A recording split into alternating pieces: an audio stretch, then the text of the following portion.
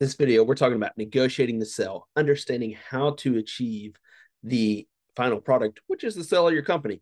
And in it, we're going to want you to help understand the buyer's perspective and what they're looking at, some of the strategies that a buyer is looking at. And really, it comes down to the return on investment. The more that you have your systems in place, the operations clearly documented, people being paid what you the buyer's going to have to pay someone in order to fulfill that role. These right here will help you succeed.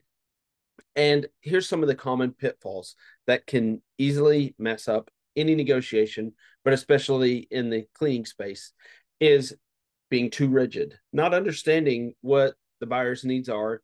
Feel free to ask questions of the buyer. If they say, hey, I want this documentation, you can say, okay, I hear you saying you're wanting this. To help me better prepare for that, what other things might you be considering on that documentation? Buyers are willing, they're there, they're willing to spend money, invest money in acquiring your company, and they're there because they believe in your company. So the pitfalls, really, it comes down to being flexible and being well prepared. The more that you have the software that can give you the answers quickly, the better it helps create peace with the buyer. The longer that the deal takes for you to get the answers back to the seller, to the buyer, the more that's going to affect the buyer.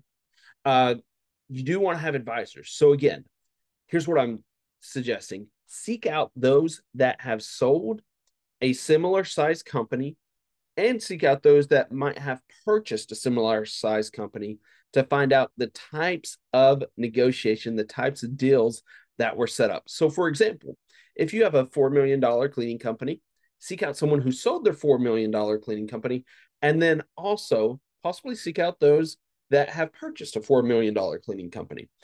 Some great ways to do that is you can actually go ahead and go into the industry specific groups that exist and say, hey, does anybody know someone who did blah? So if your company is $700,000 a year revenue, or if it's $300,000 a year revenue, you could ask that question. Hey, who is someone that anybody that's known that's exited successfully a $300,000 cleaning company? And then you can seek out that person, find out their input on what they did to help the process along and what their results were of how much money they got. You do want to ask your lawyers, accountants, business brokers also for how to deal with the legal issues and making sure it is a fair agreement. So after you know what the buyer wants, you're flexible with the buyer. I strongly encouraging practicing role playing. So with a significant other, with a friend, a family member, the questions that the buyer is going to ask, have them asked to you. So that way, it just naturally rolls off your tongue. It's fluid. It's very truthful. You already understand. And so here's the steps in this video that we talked about. For a negotiation to have it as an amazing negotiation, you want to know the strategies of what the buyer wants.